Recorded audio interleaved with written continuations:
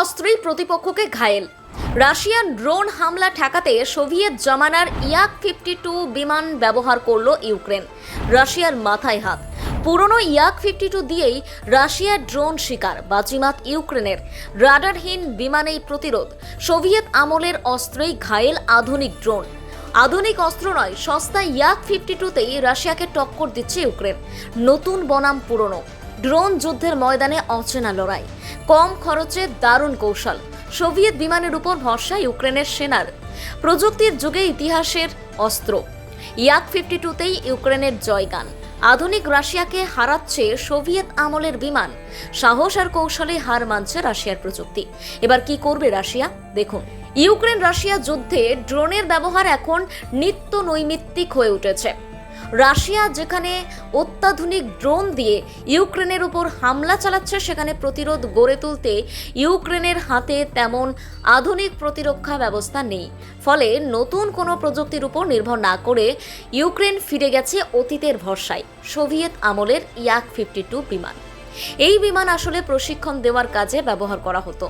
2 আসনের এই ইয়াক-52 বিমান একসময়ে তরুণ পাইলটদের উড্ডয়ন শেখানোর জন্য ব্যবহৃত হতো।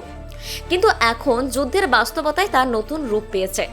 ড্রোন ধ্বংসের কাজে এই বিমান ব্যবহার করে ইউক্রেন দেখিয়ে দিয়েছে পুরনো প্রযুক্তিও নতুন কৌশলের মাধ্যমে কার্যকর হয়ে উঠতে পারে।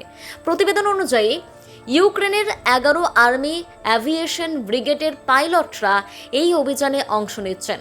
প্রতিপক্ষের ড্রোন ইউক্রেনের আকাশ সীমায় ঢুকলেই ইয়াক-52 বিমান থেকে গুলি চালানো হচ্ছে।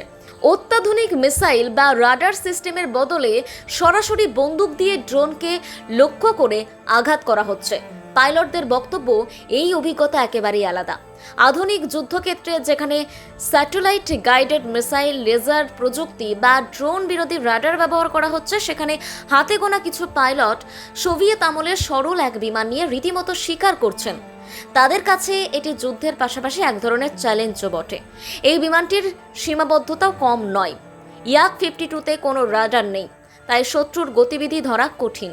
তাছাড়া এই বিমান কেবল দিনেই ওড়ানো যায়, রাতের অন্ধকারে এর কার্যক্ষমতা নেই। ফলে সীমিত সময়ে সর্বোচ্চ দক্ষতা দেখাতে হয় পাইলট এবং গানারদের। বিমানটির কাঠামোতেও বড় কোনো আধুনিক প্রতিরক্ষা ব্যবস্থা নেই। ভারী গোলাবারুদ বহন করতে পারে না। তার উপর এটি অনেক ধীর গতির। কিন্তু সেই দুর্বলতাকেও শক্তিতে পরিণত করছে ইউক্রেনীয় বাহিনী।